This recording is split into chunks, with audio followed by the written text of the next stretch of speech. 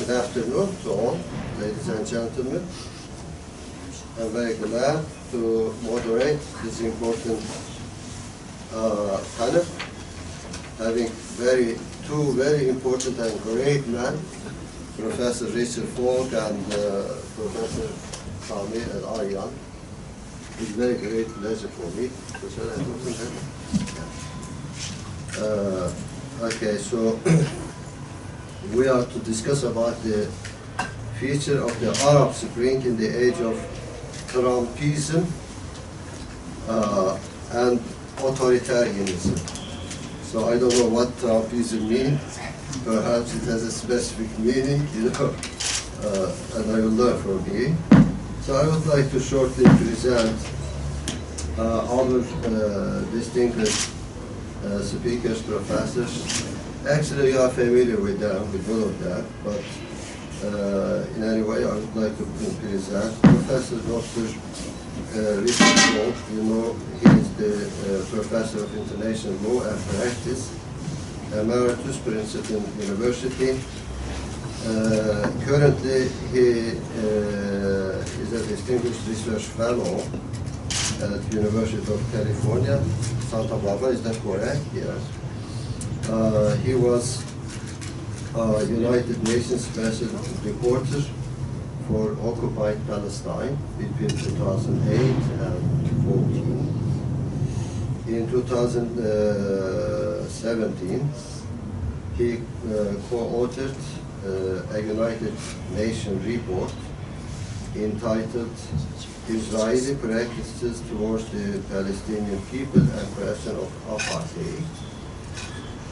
That generated so many controversy and widespread discussion, particularly in America. He is Senior Vice President of the Nuclear Age Peace Foundation. His most recent book, as far as I know, is Revisiting the Vietnam War, the selected writings of Richard Falk, edited by Stephen Anderson, 2017. He has a number of books, so many important books actually. So one of his books is Humanitarian Intervention and Legitimacy, Palestine, the Legitimacy of Hope, Chaos and Counter-Revolution after the Arab Spring, perhaps more directly related to our issue here, Power Shift on the New Global Order, Waiting for Rainbows. So I am very happy to mention about that. So I learned that both speakers are, they are poets and they have, book on poetry. Actually, myself, I am also writing and interested in that, so this is a very good feeling for me. And Palestine's Horizon Towards a Just Peace, one of the last books again. In recognition of his work in the area of human rights, Euromed Monitor has created an annual Falk Award, given to young refugees that overcome the challenge of refugee, of their status. Professor Dr. Richard Falk has been annually nominated for the Nobel Peace Prize since 2009, and I hope he will get, and we'll be very happy, to host a professor with Nobel Prize. It will be very special pleasure for us. And I would like to present Professor Dr. Sami Al-Arian also. Most of you are familiar with him already. Professor Al-Arian is the director of Center of Islam and Global Affairs of Sabahattin Zaim University. He is at the same time professor of the public affairs at this university. He received his PhD in computer engineering in 1986. He was a tenured academic in the United States for 2 decades, receiving Best Teaching Award at the University of South Florida from 1993 to 94. During his 4 decades in the United States, Al-Arian from 1975 to 2015, Al-Arian founded numbers of institutions and had signed a number of publications in the field of education, research, religion, and interfaith, as well as civil and human rights. He was a prolific speaker across many United States campuses, universities, especially on the issue of Palestine, Islam, and the West, and civil rights. In 2011, he was named by Newsweek the premier civil rights activist. I just learned that in the United States for his efforts to repeal the use of secret evidence in immigration courts. In 2012, he was profiled by historians in Encyclopedia of American Dissidents as one of the only 3 Muslims in USA in the past century. This very great relay, honor, along with Malcolm X and Muhammad Ali. So I'm very happy, hearing that. Dr. Al-Arian has written several studies and numerous articles on focusing on United States foreign policy, Palestine, the Arab Spring phenomena. His book of poetry also, I didn't know that, on spirituality, Palestine, and human rights was published in 2004. So actually, after presenting their profile, so it is our nature right to expect from them reading a poet. Okay. So I don't want to occupy the floor much, so I would like to give floor to Sami Professor. It's up to you. Would you like me to start? Or would you like to I thought you wanted to start because you were going to talk about the. Okay. Yeah, fine. Okay. So we have about 20-25 minutes. Is okay? Okay. So the floor is yours. Thank you very much again for your coming, for your presence here. I'm very honored. Thank you so much. Thank you so much, Dr. Shaha, for this generous introduction. Is this working? Yes. Our topic today is about the Arab Spring. As you all know, this phenomenon started officially in 2011, in January, or actually a month before in Tunisia, before it spread throughout the Arab world. It went from Tunisia to Egypt concurrently at the same time. We saw it happening across many capitals, including Libya, Yemen, Bahrain, and Syria. But also we saw demonstrations in Amman, Jordan, in Morocco, as well as other capitals. The idea was that this was the moment that the Arab world has been waiting for many decades, as many transformations, any political transformations were taking place across the globe, especially after the collapse of the Soviet Union, after the eruption of many uprisings, revolutions, whatever you want to call them, where democracy started spreading. We saw that after the fall of the Berlin Wall in 1989 and throughout. Many people had that hope, me included. We wrote dozens of articles trying to analyze this phenomenon. We also saw a setback that took place in 2013, started in Egypt, and we saw how the counter-revolutionary forces were taken over throughout, where that moment has gone and passed very quickly without we realize what actually happened. What I'll try to do in the next few minutes is try to analyze this phenomena and see what actually happened, and I will focus specifically on Egypt because Egypt was the point where, if it had been successful, would have actually transformed the whole region, and that's why the counter-revolutionary forces put all their efforts and all their energy on Egypt, because they knew if it fails in Egypt, it would also be a failure throughout. And the other countries, the ones who were on the margin, they left it, but they thought Egypt was the cornerstone of this counterattack. As you all know, in Egypt, we have, throughout history, the rise of the military. And since the Muhammad Ali days, the early 19th century, there was a transformation where an Egyptian army, which was nominally under the Ottoman Empire, but was starting to have its own independence. So the army had played a major role in Egyptian society for over a century and a half. By the time the army took over and took over the government in 1952 and basically abolished monarchy. From that moment on, which has been now close to 70 years or close, we have basically four political forces in Egypt. The army, which not only took over the government and politics, but also had great impact on economy, since many economic interests have been basically taken over by the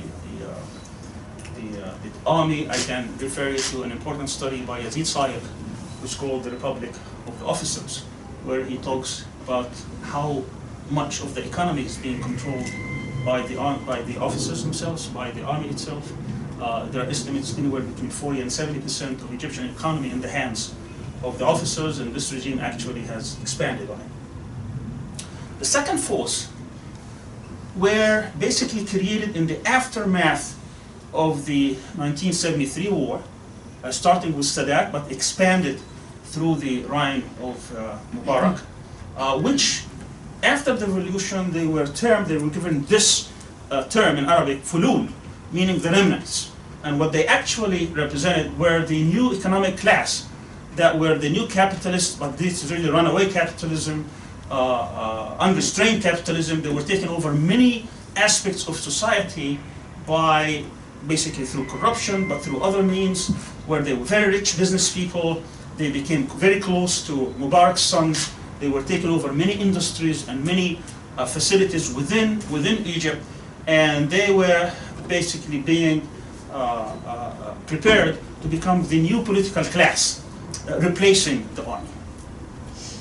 This particular class, as it grew around Mubarak, we have to remember that Egypt had six presidents. Najib, officer, army officer. Abdel Nasser, army officer. Sadat, army officer. Mubarak, an army officer. Then Morsi, we'll talk about his reign, who came through the only democratic elections. He was actually an academic, an engineer, and a doctor, university doctor, professor. And Sisi is also an army officer. So you got 5 out of the 6 as army officers.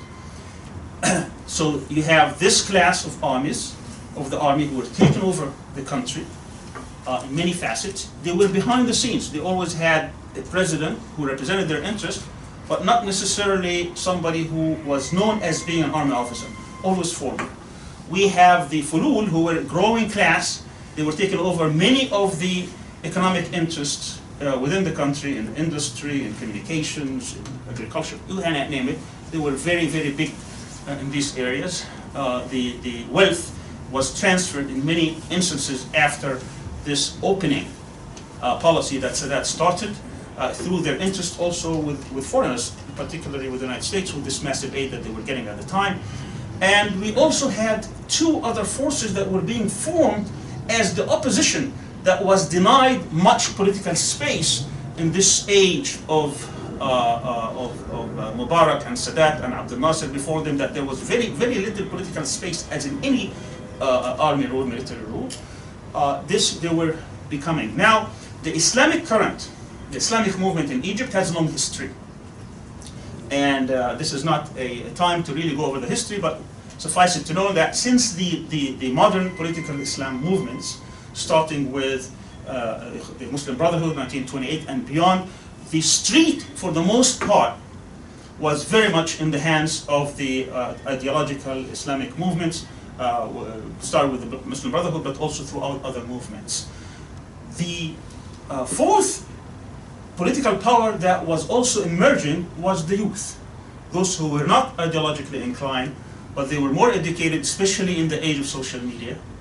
And they were fed up with the corruption of the Mubarak regime. They are fed up with the grip of the army on many of the institutions in the country. and they were hoping for a new era by which they could take the matters into their own hand, that they can have part of the decision making in deciding their future. It was this group that did not have much calculations about losses and gains that went into the streets in the aftermath of Bouazizi in Tunisia, who basically ignited himself because he was fed up with the corruption of the police and were not preventing him actually from selling the little that he had so that he can survive. This was the trigger for the Arab Spring. And in Egypt, the trigger came from actually some girls who saw in Abu Azizi as the example.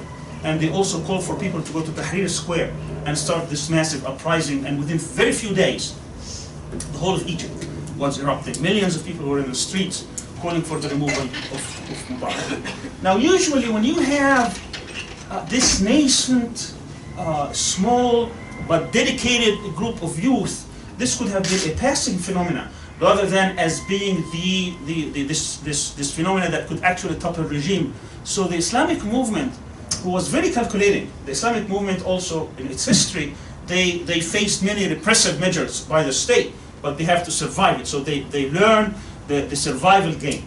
And I'm talking particularly about the Muslim Brotherhood, but also other smaller groups. They did not initially join the demonstrations. Actually, the demonstrations started on January 25th.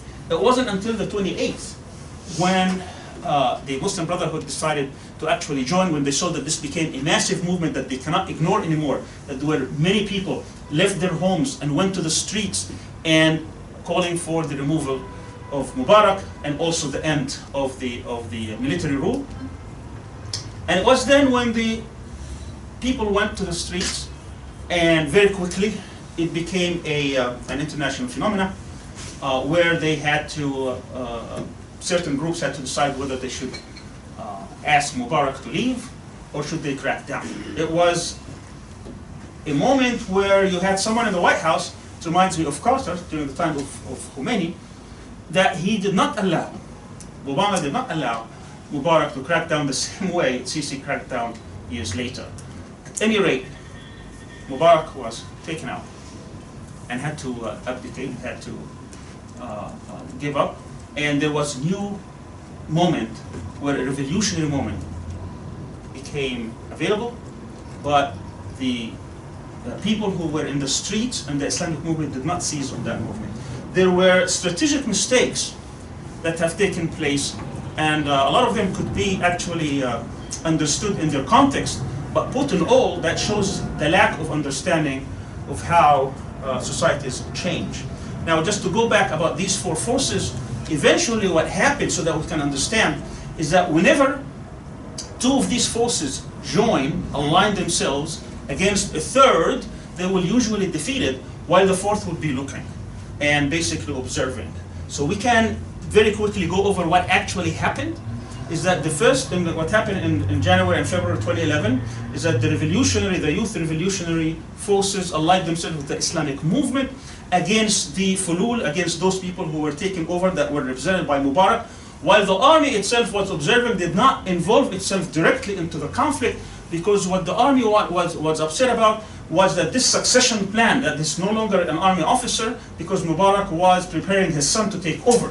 So they were willing to let this revolution go up to a point where that succession plan would be defeated and a new climate would take place, and indeed that's what happened. So you got two forces against one. That happened on February the 11th. Then what happened after that is that the Islamic movement didn't want to lose their opportunity to be legitimated. Remember, they hadn't been legitimate for a long time. So for them to become a legitimate force was overriding over this revolutionary movement. So they made a secret deal, or a tacit deal with the army, by which they get legitimacy and go into a path that wasn't revolutionary. What it was basically was in the path of elections and reform and all that. So the top or the head of that corrupt regime was removed, but the regime itself remained intact. That happened very quickly. We found several things that happened in which There were new political openness, new political parties.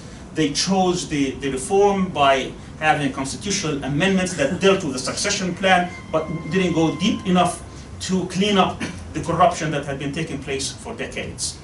So during that moment, the revolutionary youth didn't like that because they really wanted complete sweep, complete cleanup of this corruption.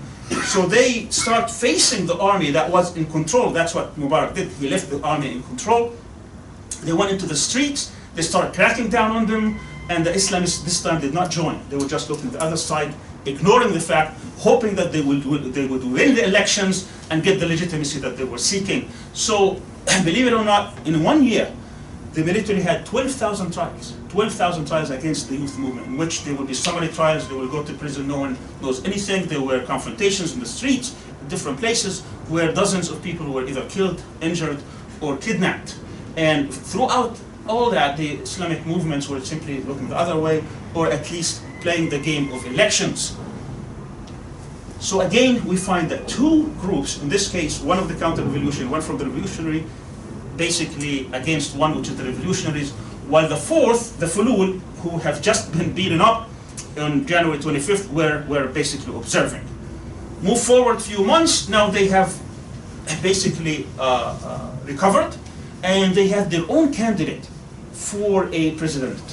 That candidate was Ahmed Shafiq, who was a former prime minister. And in this case, the army was playing all this, trying to have this revolutionary moment pass so that they can take over, because they had no intention whatsoever to give up power. And the Ikhwan, or the Muslim Brotherhood, at the time, you feel that they actually did, I counted at least 12 different strategic mistakes. It's very difficult to do it in a few minutes. But just to name a few, it was wrong to leave the square, the Tahrir Square, until you clean up the government, not just the head of it. It was a mistake.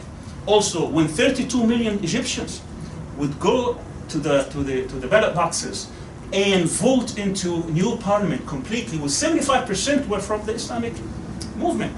And then, a few months later, the Supreme Court appointed by Mubarak comes and invalidates this whole vote. What should have happened then is that they should have gone to the streets, demanding that these votes not be invalidated because of technicalities, that this was a threat. Instead of that, they went to another vote, trying to vote in the president. They actually won that presidency, and yet they didn't know what to do with it. And there were many other mistakes taking place. Again, I don't have really time to go over some of these mistakes, but one of the most drastic mistake was for them to ally themselves with the Salafis, with those people who are on the right, instead of trying to work with the revolutionary youth and try to apply, or at least to implement the revolutionary goals of social justice, of freedom, and so on and so forth.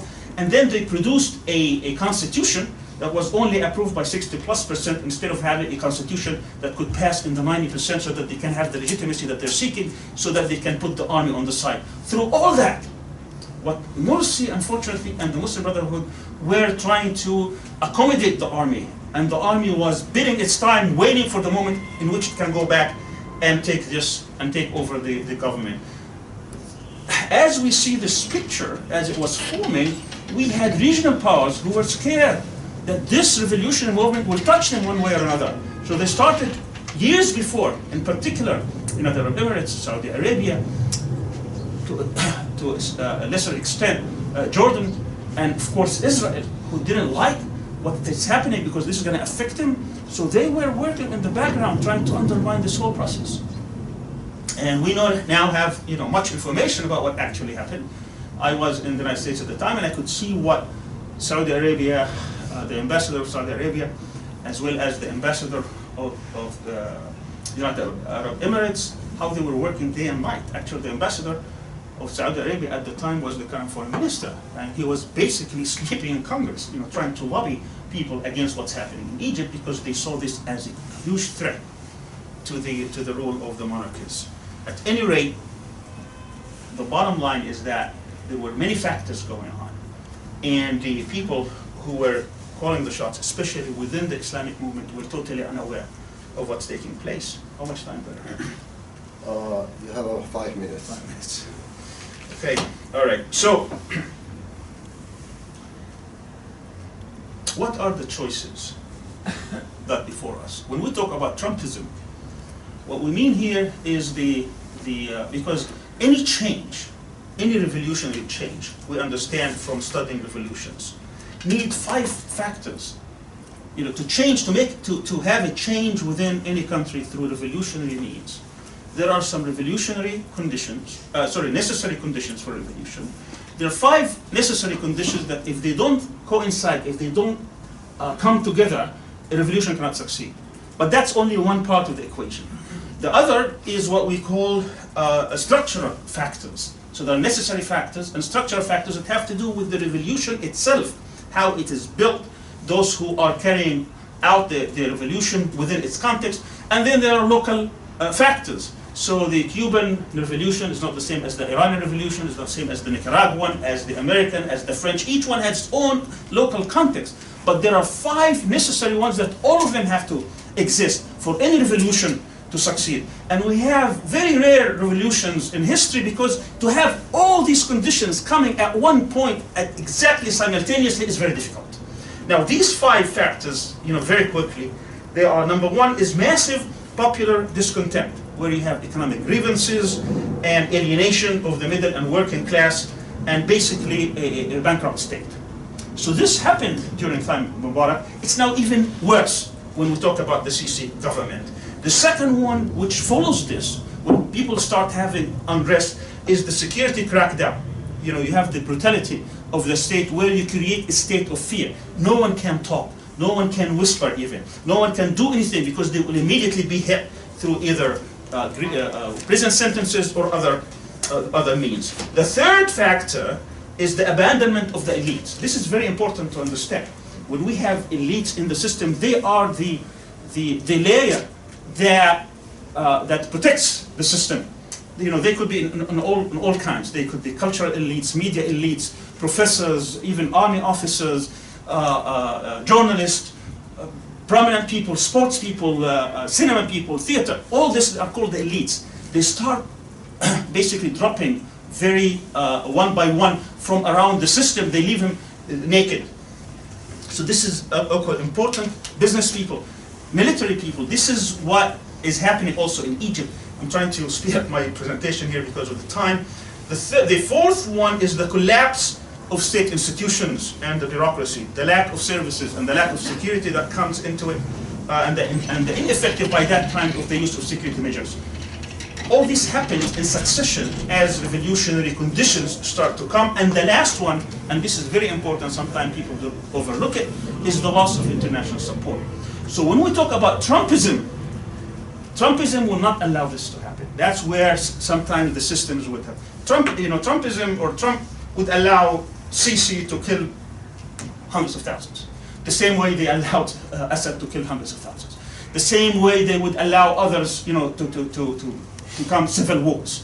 They're not interested in stability. They're not interested in democracy. They're not interested in any kind of transition. They're interested simply to prevent the people from expressing whatever aspirations and hopes they'd like to have. They have no compunction whatsoever about what the rulers do to their subjects, to their people. So this is very, very dangerous, and that means that people who are working on this, they may have to wait sometimes for an opportunity, because the international the regime to change, to fall, there has to be certain conditions about international isolation, about the global allies that they have, and the support of the revolutionaries. So this is a lacking condition right now, even though the other 4 are very prominent. But when we come to structural factors, we also have problems, because we have, after the rule of Morsi, and not being able to get all the revolutionary forces allied with him, there was a split, and this split still exists. And even within the Islamic ranks themselves, we find today, for instance, within the Muslim Brotherhood, that they have even split further into 2 or 3 different wings, which makes it very difficult to restart or reignite. That's why sometimes it takes years, because one generation cannot have 2 revolutions. We saw in Algeria, there was this massive crackdown in the 90s. Over 200,000 people were killed. Yet, when 2011 came, what happened in Algeria was very small in comparison to what happened everywhere. Today in Algeria, you have a different generation. That generation did not experience what happened in the 90s. They weren't even born sometimes.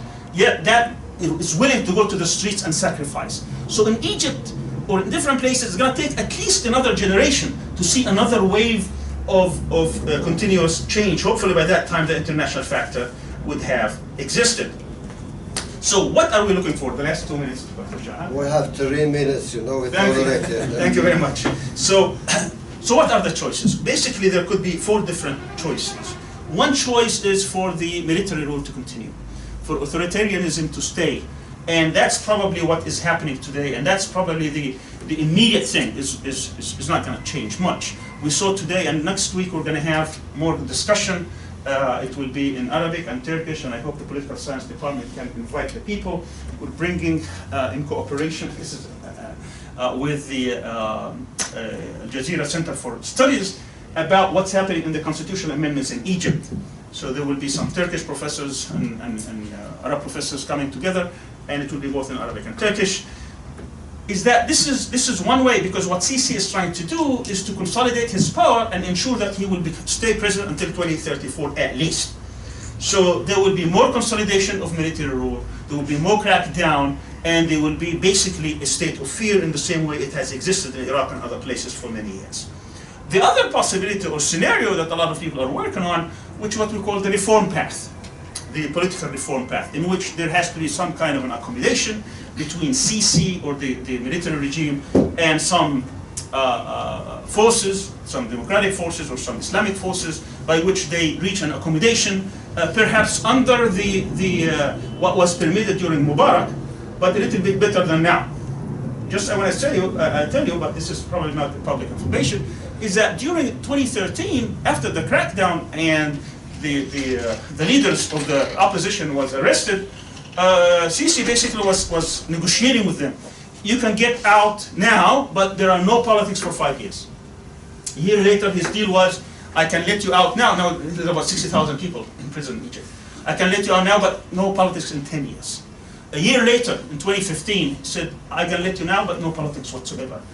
By last year, his offer was that, the year before that, I can get you out and there's no politics, you can preach religion. He says now, I can let you out, but there is absolutely no preaching, no politics, you can only go to your home, that's it. So the more you negotiate with these people, basically their offers becomes worse and worse. But some people still banking that somehow there will be some regional conditions by which there will be another political space in which they can restart. The third one, which a lot of people are calling for, is the revolutionary path, which is try to understand what went wrong. As I said, look at the strategic problems and mistakes and disastrous decisions that were taking place, and try to realign again these forces that we talked about. There were the 4 forces, 2 counter-revolutionary, 2 pro-revolutionary, how we can bring down these revolutionary forces, the youth, the others, the oppositions, whether liberal, Islamic, Democrat, nationalist, whatever, socialist, whatever they are, bring them all together in one united front to try to restore democratic path. So these are basically the 3 ones, and of course there's a possibility of 4th one, which would be a penal school. Instead of getting Sisi, just get another army officer with a better smile and better things, but they will still ally themselves. Now notice my last point.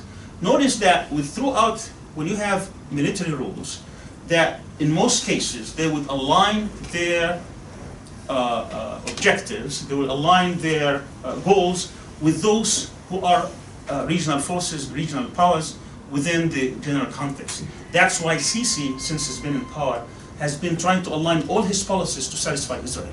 So Israel has been playing a major role in all of this. And I can give another talk for 1 hour to go point by point, what is Israel's role? Maybe I can get a question about that. In all of this, why they have been very pushing in that direction, why they have been an active participant in what's going on, and why, as the Arab Revolution, the Arab Spring has reversed itself, and we have seen now not only the reversal of this phenomena, but also a massive crackdown on anything that had to do with democracy or democratic transition, is that Israel has been pushing very hard. What they call the final solution to the Palestinian problem is basically to liquidate completely any Palestinian rights, so that Israel would be legitimated in the area by transforming the enemy. Now the enemy for them is Iran, so that they will no longer be dealing with Israel as a threat, not only to the Palestinians, but to the whole region. Thank you very much. Thank you, sir. Thank you very much. Really very, very fascinating map of what happened in Egypt in particular.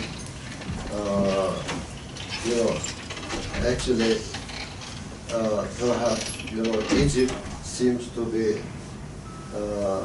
almost one of the, you know, truly, genuinely, you know, according to the standards of the political science, a genuine state in the MENA region, unfortunately.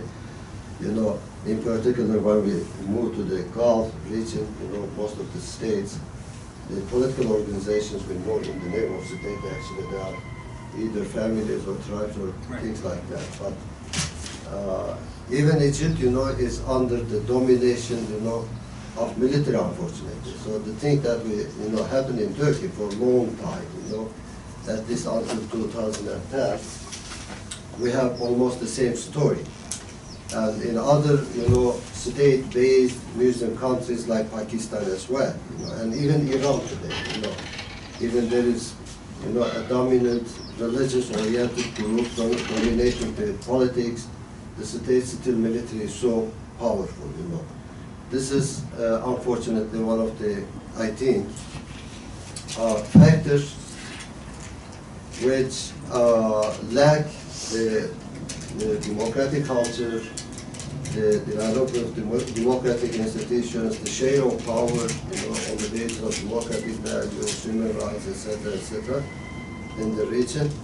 So, you know, Mr. Al-Arian really listed important, you know, strategical mistakes, although he didn't, you know, in more detail, you know, done by the Muslim brothers. So we have really so many lessons, you know, learned from that event. Unfortunately, you know, some of them also are very tragic. You can read it in the upcoming out. Inshallah, yeah. Okay, now I would like to give the floor to Professor Richard Falk. The floor is yours. We have about 20-25 minutes. Okay, please.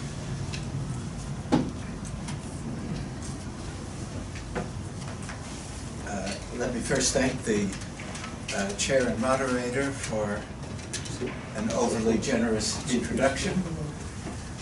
And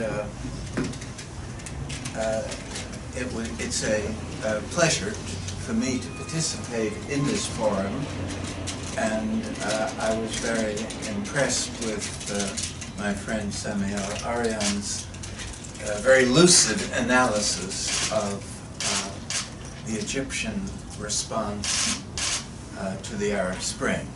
I would let me just make one observation that links his presentation to what I will try to say, and that is there was a second important set of tragic results that followed the Arab Spring 2010-2011 period that were quite different than the Egyptian experience, but in many ways as bad and as tragic for the people.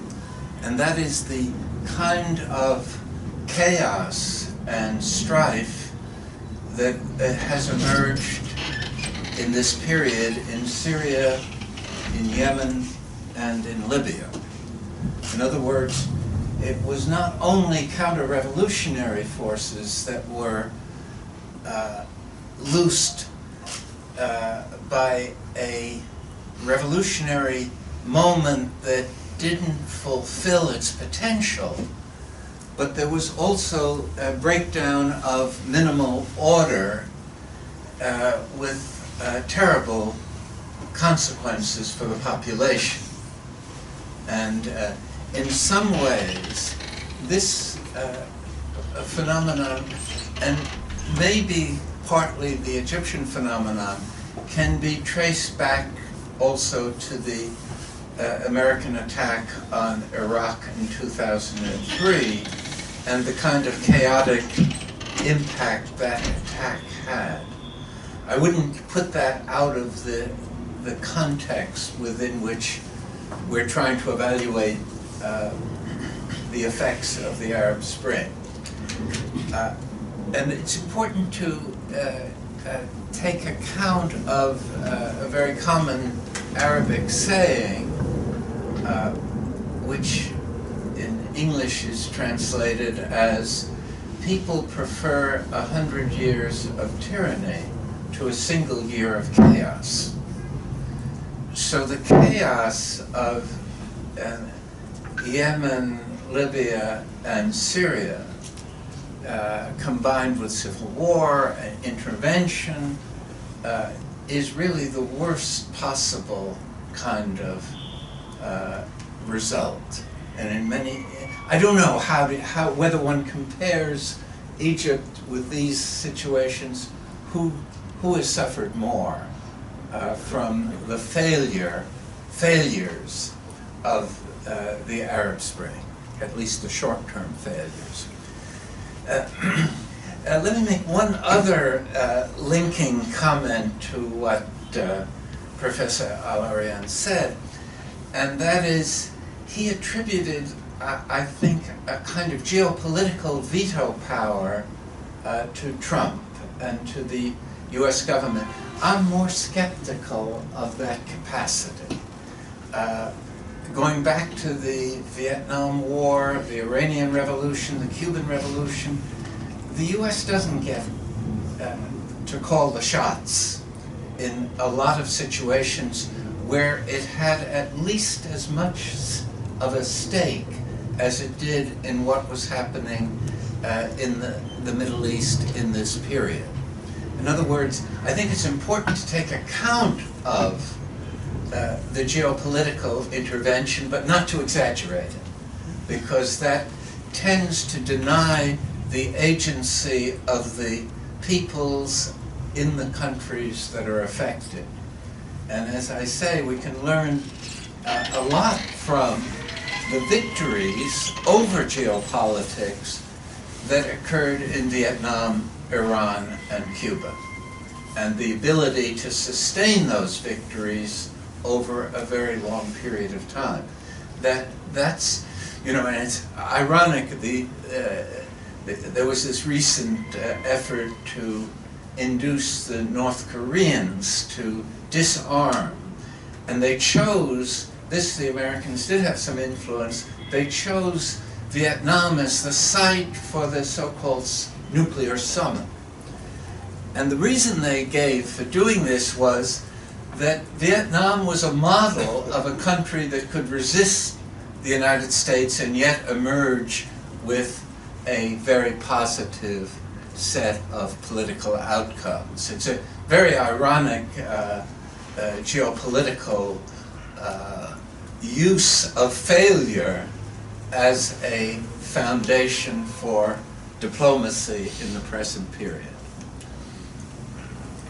I wanted to say something about the title of the forum, The Future of the Arab Spring in the Age of Trumpism and Authoritarianism. And I think it's an interesting choice of words, because it's a way of thinking of the Arab Spring not as an event, but as a process, that it has a future. In other words, that it didn't end after the fall of the Morsi regime or after the various counter-revolutionary and civil strife scenarios unfolded. That we can, and it raises a question, if, for instance, there's a new set of eruptions, democratizing eruptions in the region, do we think of that as a continuation of the Arab Spring or as a second Arab Spring? Both conceptualizations, I think, have a certain important justification. It seems to me that one aspect of this title is the interaction between what happened in the region in 2010 and 11, and this rise of Trump in the United States and Trumpism around the world. See, it's not just the US that has moved from a liberal form of democracy to illiberal democracy. Every important country in the world, virtually, has moved in this direction, and so it suggests that there's some structural factors at work that are moving the system in this direction. And I think it's certainly connected, linked to the inequities, the unfairness of neoliberal globalization, and the way in which capitalism has resumed a predatory character that accentuates inequalities and feelings of injustice. And this creates a what seems to be what one might call a proto-fascist rage that galvanizes people that feel excluded to latch on to extremist explanations and leaders that promise, maybe without credibility, to suddenly challenge the established order. And the American case with Trump is interesting in this regard because, of course, he's rooted in the established order, yet he's able to convey this message that mobilizes those that feel excluded and feel rage against the system. And where I think where all this is leading is very puzzling. I think it's a very uncertain moment in global history, and it's a moment that is confronted by multiple challenges, ranging from this problem of how to address predatory capitalism with climate change and many issues that aren't easily coped with by the kind of world order system that exists.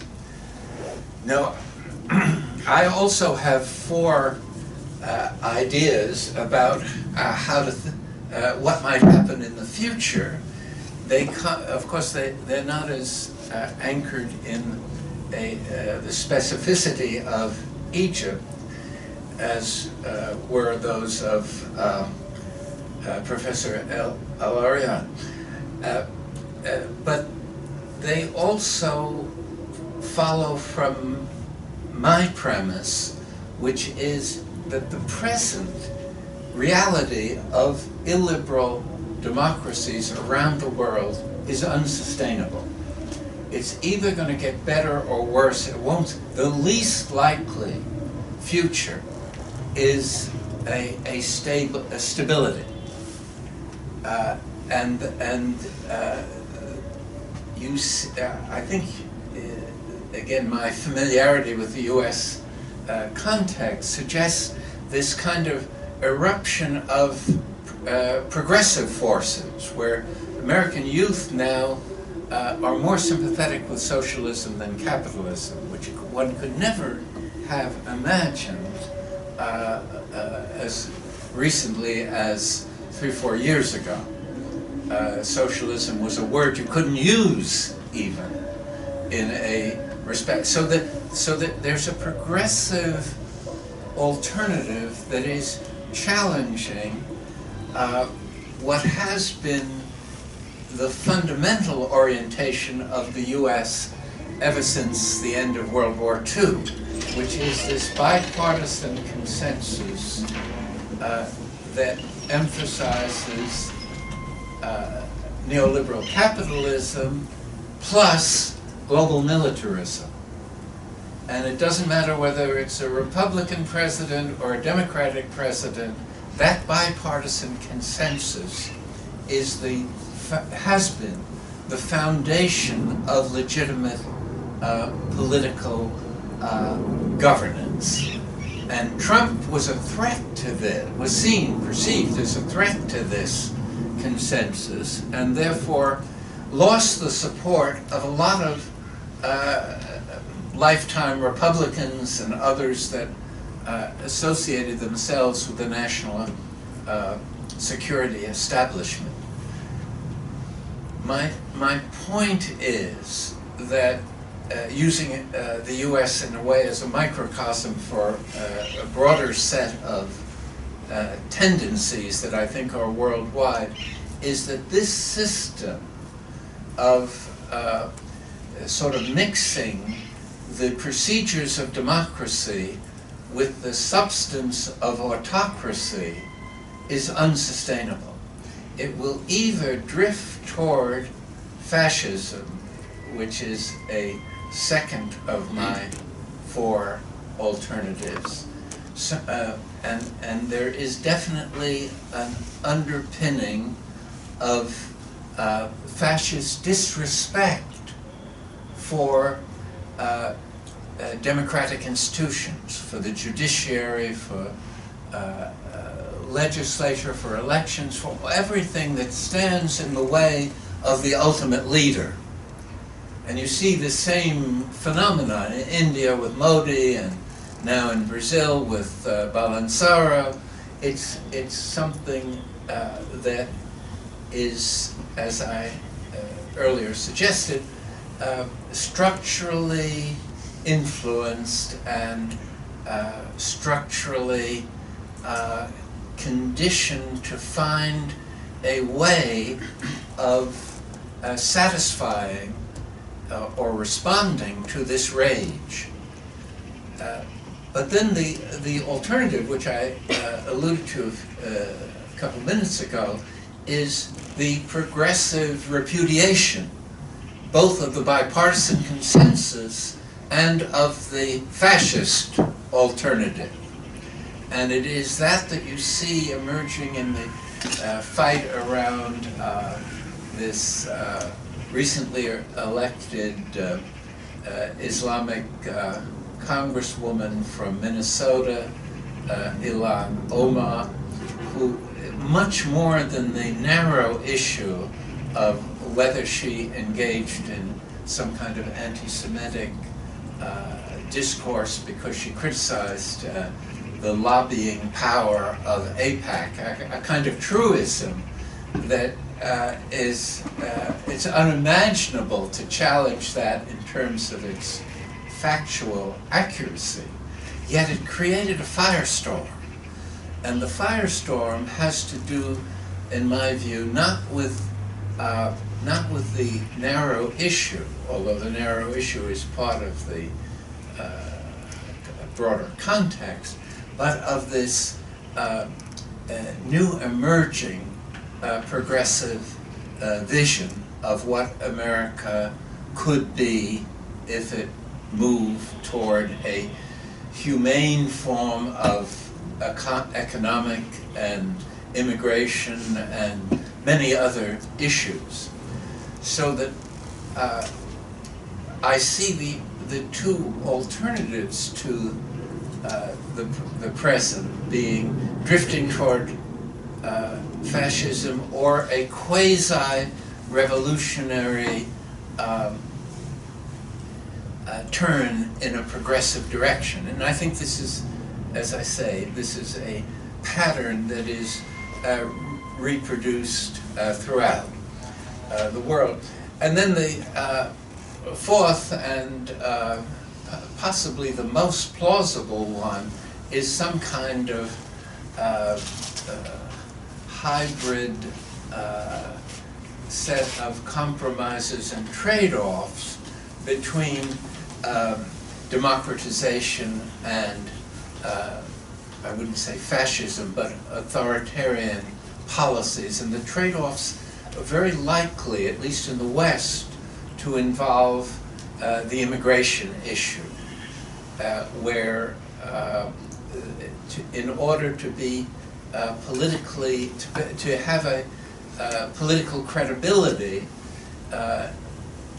sufficient to achieve power, it probably will be tempting to progressives to seek some kind of alliances of this sort. The one thing this presupposes is the excluded middle.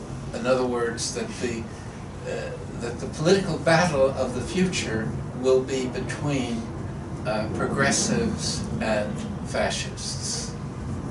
And I think left and right is a little bit obsolete as a terminology because there's a kind of new configuration of ideas and challenges. So in my view, let me, how much time? We have more than 5 minutes. Oh, good. Good. Let me say, in bringing these remarks to a close, let me say something about the region itself. One of the features of Trumpism is to create a post-Cold War geopolitics. And that has been expressed to the horror of the American national security establishment by bypassing and downgrading NATO and in effect saying the future is not with Europe.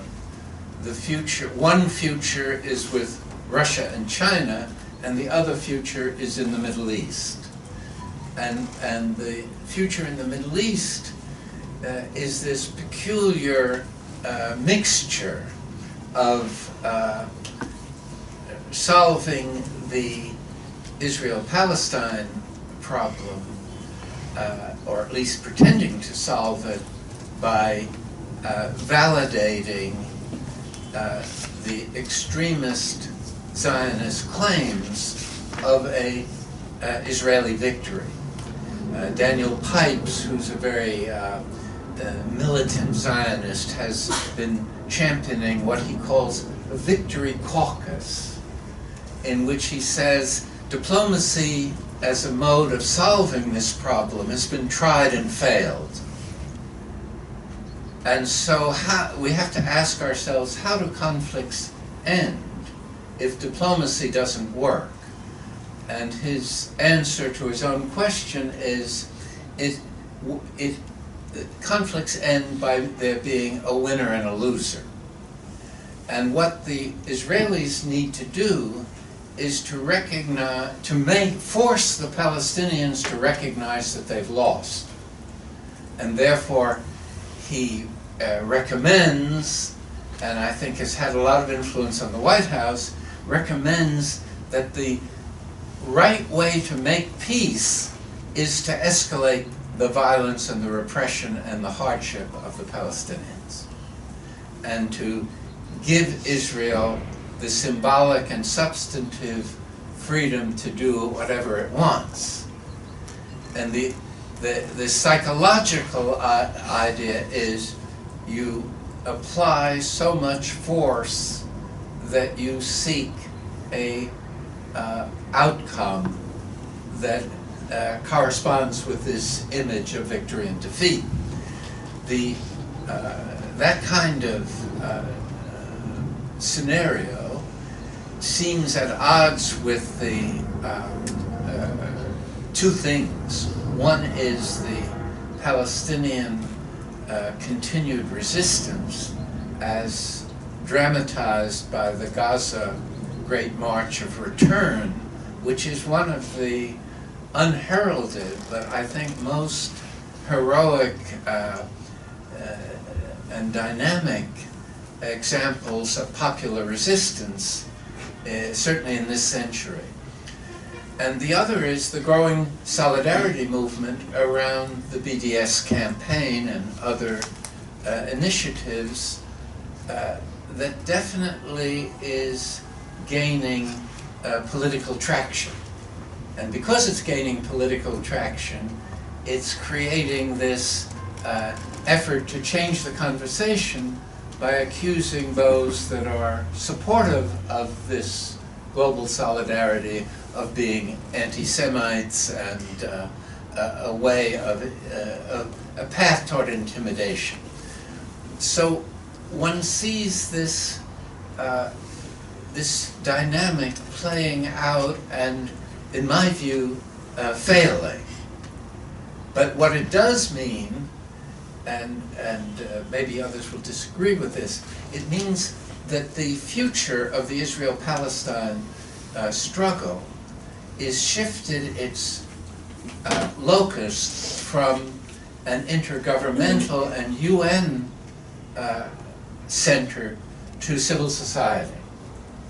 If the Palestinians are to succeed, and I believe history's on their side, it depends on this civil society militancy changing the balance of forces in relation to the conflict. And that's what actually ended the apartheid system in South Africa. It wasn't intergovernmental diplomacy, it wasn't the UN. It was essentially the mobilization of civil society.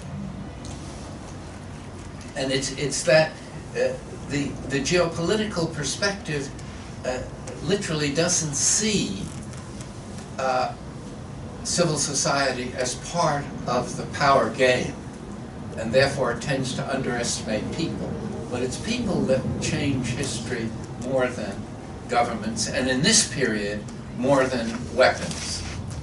See, if you look at the history of the anti-colonial wars, they were won not by the militarily superior side, but by the side that won what I call the legitimacy war, having law and morality and popular support on your side. And that has consistently prevailed. The other avenue of Middle Eastern effort to establish hegemony is through this confrontation with Iran.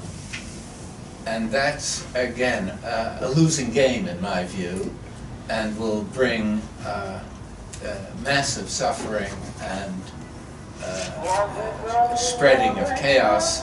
The worst outcomes of the Arab Spring would be reproduced if the confrontation with Iran is allowed to continue. I hope I haven't been too confusing, but at least I should stop before my chairman gets mad.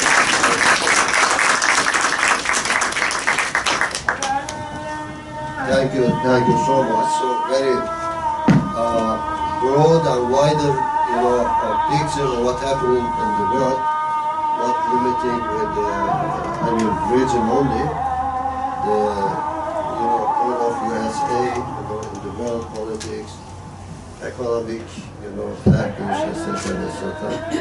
So I hope 100 years of tyranny will not be to ruin our world.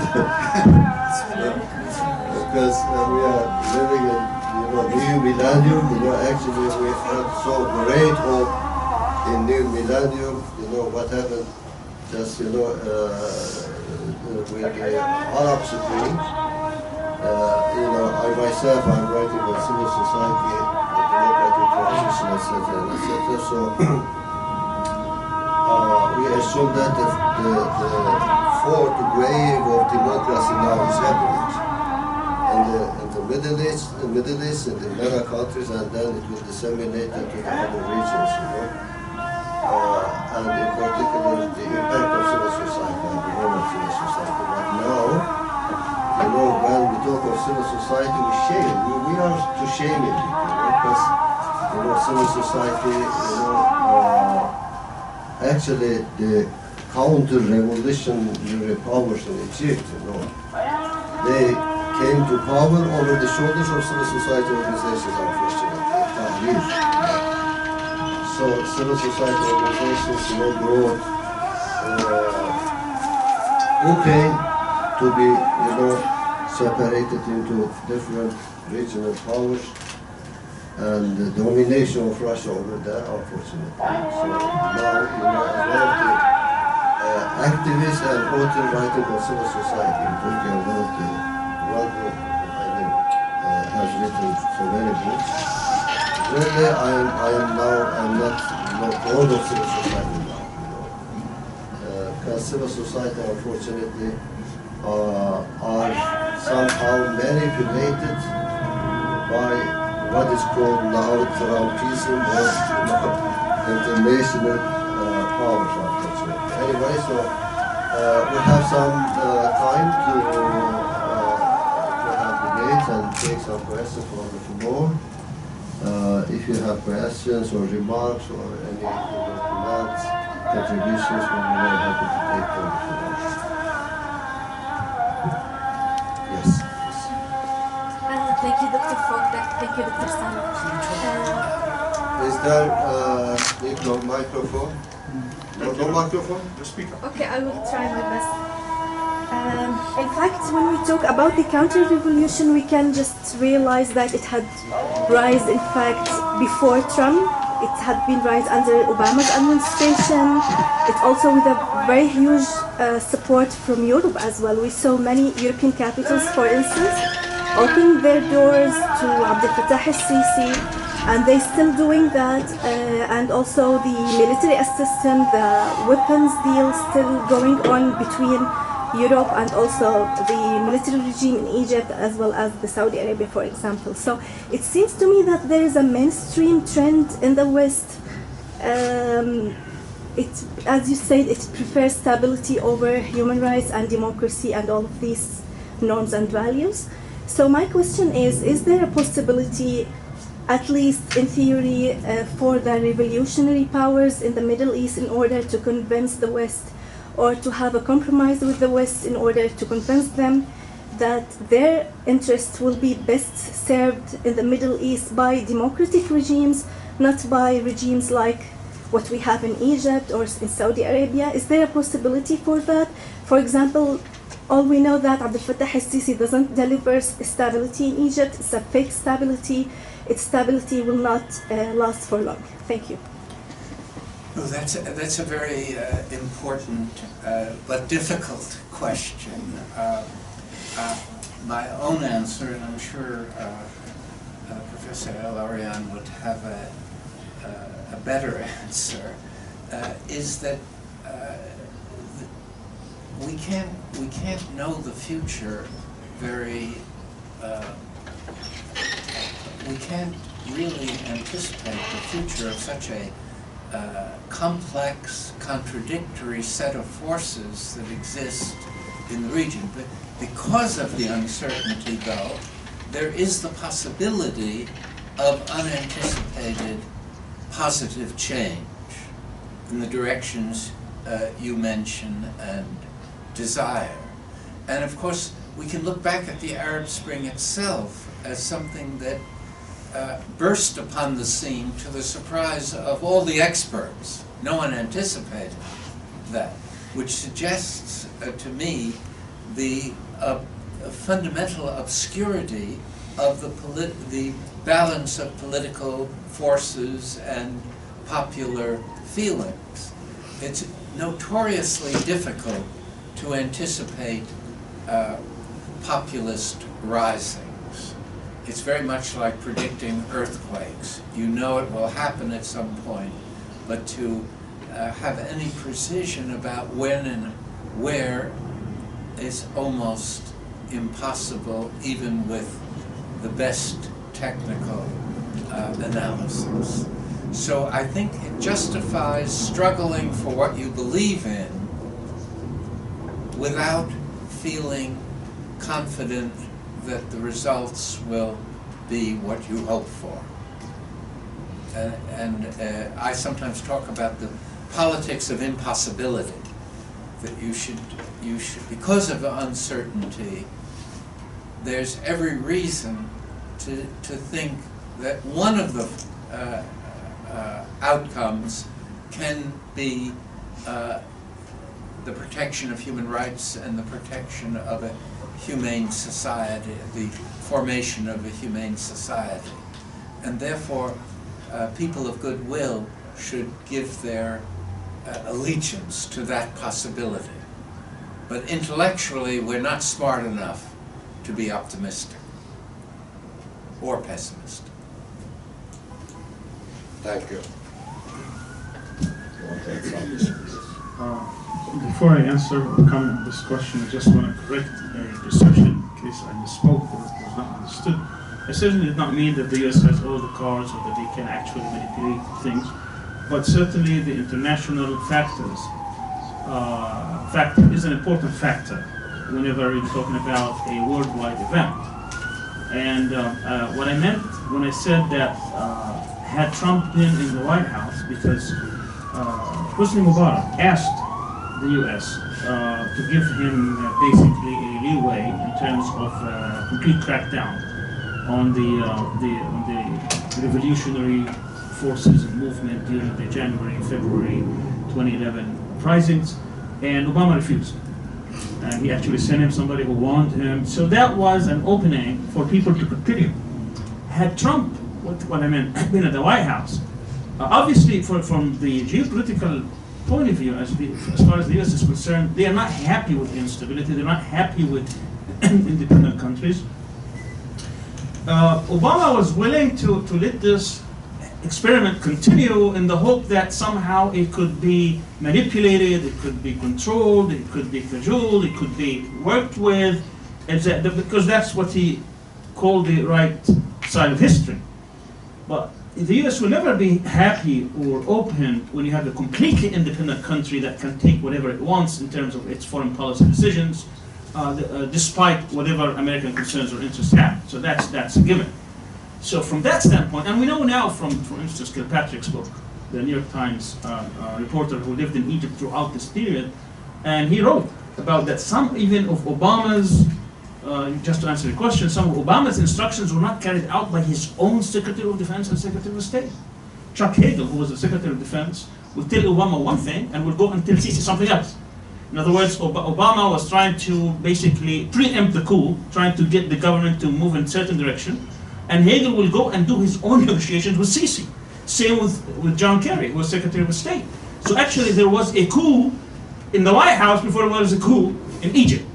So the question that was asked was, is there a possibility for revolutionary powers in the West for democratic change? And I say there is. You know, just having this, it doesn't mean that there's a lot of leeway there, but there is a possibility. I remember back in 1978, 79, during the Iranian Revolution, you know, it started in the fall of 1978, it culminated in February of 1979. And I said that even before Obama-Trump comparison. I said, had Reagan been in the White House, because the same permission was asked, so the Shah asked the US government at the time if he can crack down and kill hundreds, perhaps thousands of people in the streets and get away with it, and Carter did not give him that permission. I don't agree. Well, we can debate this, because I think Carter at the time, you know, did not actually give the permission. He was trying to actually work and see if he can make a change, and he did not cut relations with Iran and all that. So I think there was a moment, and you have to seize on this moment. These moments don't come often, and I think the same thing happened. That's what I'm talking about, the importance of the international factor. There is a book, an important book, if you want to read about revolutions, by Jack Goldsmith, in which he talks about revolutions. It's a series of chapters, and the first chapter he talks about the importance of the international factor, and he gives several examples, and that's one of them, by the way. It's not my invention. In which he talks about the importance of international factor, is that sometimes it doesn't mean that it's a different, they change strategies. It's that how they assess the situation. So in my view, that there is a possibility, but you have to have to align the certain circumstances for this to happen. And that means you really have to have someone in the West working through civil society groups, through other efforts. You know, I was in Washington at the time when the Saudis and the Emiratis were working day and night with Congress to make sure that this coup will be accepted and sustained, even though the Obama administration, at least on the face of it, refused to call it a coup, but it dealt with it as if it was a coup because of strategic importance. I don't have time to go over what the strategic importance is, but that was the fact. Thank you so much. So shall we take one more question or just?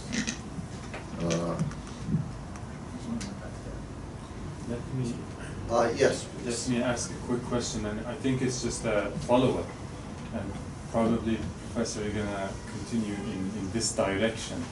Why is it that, if I understood correctly, why is it that you assume that there is exaggeration from Easterners, right? We generally think that the role of the U.S.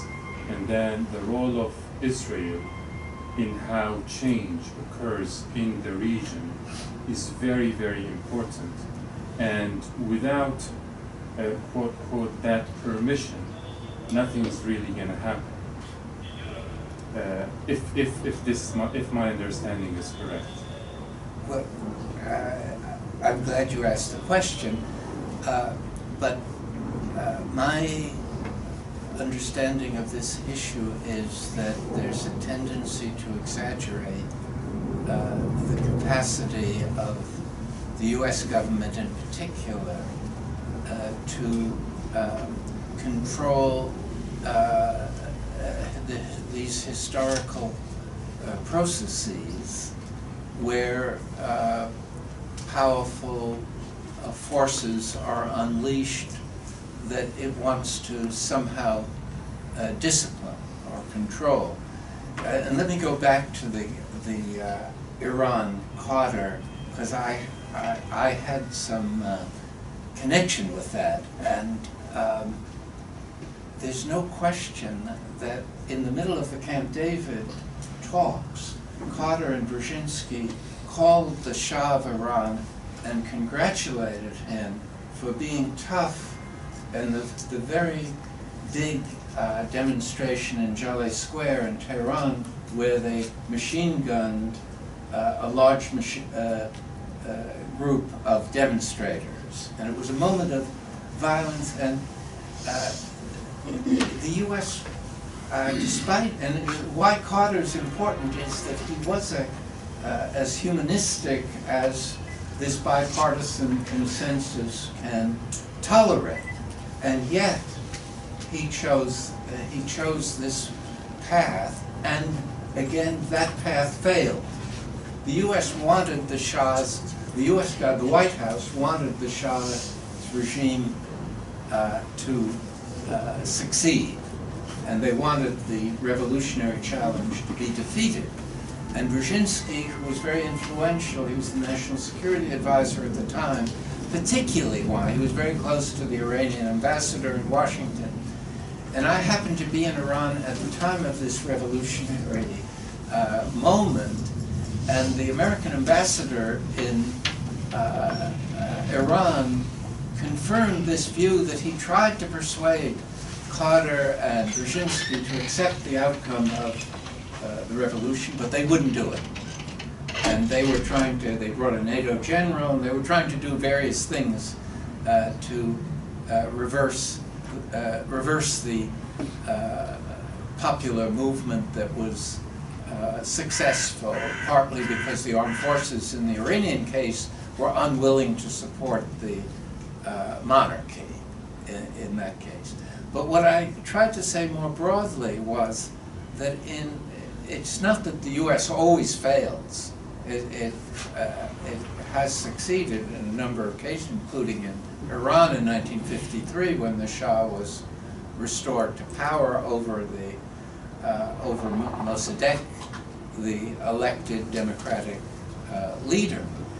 But it is instructive to look at the failures in Cuba, just 90 miles from the U.S.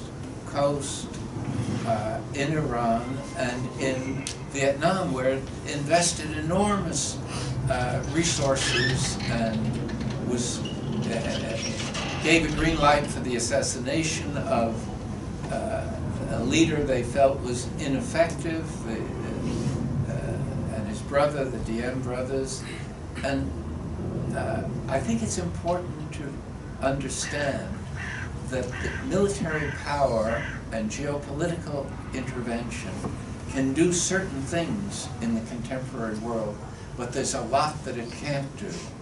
And that the historical flow has reflected the potency of people as distinct from the potency of weapons and governments. Thank you. So, so let's take the last question. I think you raise up your hand. Okay, please. Sir, my name is Akil and I'm I can't faculty. Speak up. Yeah, please. My name is Akil and I'm a faculty member of one of Istanbul's university. My question actually, when you talked about the Americans, their reference towards the China and Russia, and then they're seeing Middle East as important allies in this region, but they're not giving that much heed to the European Union or the NATO. So don't you think it's the realization of multipolarity in the world? Well, I'm not sure exactly what you mean by that. It was very superficial comment in the sense, and multipolarity as a sequel to the Cold War bipolarity is a very elusive concept in my view. I mean, it's very hard to crystallize those areas where there are multiple centers of power and authority, as may be the case now for global economic policy, as distinct from security or military issues, where I don't think there is very much multipolarity. It's somewhere between a kind of unipolarity and a sort of new geopolitical rivalry, so that I think one has to, in this historical period, acknowledge the complexity and the lack of a clear set of geopolitical alignments and forces. It's not like the Cold War. There's a much more confused and complicated set of interactions that requires a new type of geopolitical sophistication. And whether that's under the label of multipolarity or some alternative designation, I'm not sure. Very quick two comments on the two questions. Regarding U.S. policy and the different administrations and how they act. Of course, U.S. generally speaking prefers those that they know, especially authoritarian regimes, monarchies, and certainly Carter at the beginning supported the Shah, and more than one occasion he even called it the island of stability. But what they did not permit was the continuation of massacres. Yes, they would consider, I mean, obviously Brzezinski was much harsher and a hawk than Carter was. So I think that's probably what I was referring to, is that to continue that path in which you're going to kill hundreds and then thousands of people so that you can, because one massacre is not enough. Certainly it was not for the revolution. But at one point he backed off. What I'm trying to say is that sometimes leaders would do that, sometimes they won't. Obama is the type of that, at the beginning he was against, Mubarak leaving. He had just given him some concessions, do this, do that. At the end he had to make a decision. Either to allow him to massacre people in the streets, by which thousands of people possibly would be killed, or he would have to ask him to step down and try to see how we can salvage the situation. That's the moment that I'm trying to say. It's not mean that these people are soft-hearted and they for human rights and democratic rule and all that. They're not. They have different perspectives of how they can manipulate this. That's, I think, what I mean. And I want to demonstrate this with two examples, is that why the US is important. We don't see that, if we live in the US, we wouldn't see it as much as we see it outside, living outside. But I can give you two examples how they set the narrative and control the discourse. When it came to Iraq, they wanted to make a case to invade Iraq. The whole world was talking about nothing but Iraq. And they tried to get justifications day in and day out until at the end they did what they wanted to do. They have that power, the power to set the narrative, the discourse, the power to set the rules of those who set the rules of the game at the end control the game. And the other important example that we lived it here. I mean, Turkey was so brilliant in how it manipulated the issue of Khashoggi. I mean, the way drip by drip, this story, so it dominated the world, and they knew how to do it. How did it end? When Trump basically said, I mean, he played two games. First said, he's not going to go away, I'm not going to go along with this. Basically, I'm not going to charge him with anything. And then he made a deal, which I have no proof of, it's just analysis, with Turkey. Turkey's interest in all this was that they didn't want the US to continue the arming the Kurds in northern Syria. And of course, in my view, this was a strategic decision by the Americans because they wanted actually to check the power of Turkey. And if you look geopolitically, from north to south and from east to west about Turkey, Turkey is not really threatened by any of its neighbors. All of them are much weaker. Georgia, Armenia, even Iran, Russia is on the other side. There's some strategic talk here. Greek, no. The only way you can check the power of Turkey is to threaten its integrity. How is that done? Through PKK, through the Kurdish divisions. How can they do that? Why? This is the only way, if we understand the strategic imperatives of the US. One of them is never to allow any Eurasian power to expand and extend beyond its geographic means and to challenge in the future any US hegemony. So the only way they could do that is by arming Kurds. Are they going to do it inside Turkey? Of course not. The only way that it will allow them to do that is Northern Syria. That's the only explanation, for God's sake. Why would a Secretary of Defense resign? This is a big deal. The Secretary of Defense resigns over Syria because he's withdrawing? No. Because he thought, erroneously I might add, that somehow Trump is going to withdraw and undermine the whole strategy of the US Defense Department of weakening Turkey. That's what he thought's happening. In Trump's view, in my view, in my analysis, he was going to actually get $1 billion out of Mohammed bin Salman. This was the perfect moment. Oh, he cares about money so much that he's personally was going to benefit from this. So he wanted to give something to Erdogan by which this whole thing about Khashoggi going and reaching the next step of United Nations investigation and continue making it worldwide to end it. He thought he can give Erdogan what he wanted. And somehow our leaders here accepted that, and gladly. So Turkey went back and didn't say anything about Khashoggi, didn't go to the United Nations, didn't do anything. And I knew from that moment, I was telling everybody that just wait a few months until this goes back, he's going to renege on his decision. They will never withdraw. To withdraw, that means undermining the whole strategy of the US that's been in existence since 1898, since they became an empire. And that's exactly what happened. Last week, what happened? They totally reneged. Anyway, the question of the last question about multipolarity.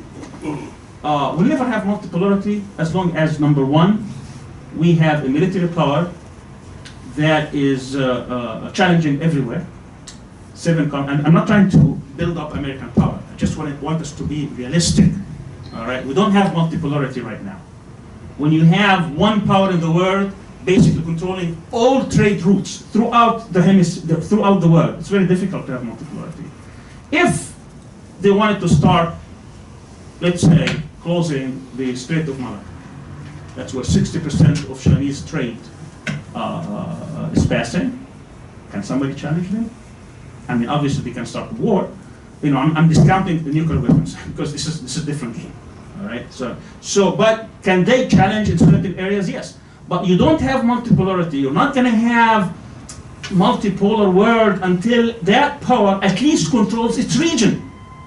If it doesn't even control its region, how could it be multipolarity? That makes us understand exactly what the United States is doing.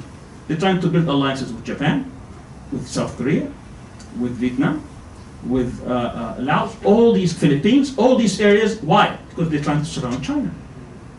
And my theory is that the only reason, or one of the main reasons, why Trump is trying to cajole Russia is because he wants also Russia in that alliance against China, because it is the only possible power that can actually challenge it, but it cannot challenge it until at least it controls its region, and it hasn't yet. So I said several years. So military is very important. You have a country that has 10 fleets, 7 at one time roaming the world, 3 in reserve in the United States. China has only 1. And then the dollar. As long as the dollar is the reserve country of the, currency of the world, with no cover whatsoever, there's no gold that's covering it, all right? 62% of trade of global commerce is using US dollars. That's why you have today, the agreement with Saudi Arabia is not that you secure your oil for us and that will protect you, no. The agreement that Kissinger had with King Faisal back in '74 was that for you, in exchange for your protection, you're going to sell the oil in dollars and dollars only, and you're going to require that. When you have 90 million barrels every single day sold in dollars, who owns the oil? The one who prints the dollars. China sells Saudi Arabia dollars. Takes the dollars of Chinese and put it back in American banks, so they get it back anyways. But that's, as long as you have that's why you have large military. That's why many people don't understand. Why do we have large military? The only way you can sustain the economy of the United States, where you print every single year an extra $1 trillion to spend on your budget, that means the dollar has to be supreme, and that's how we call it.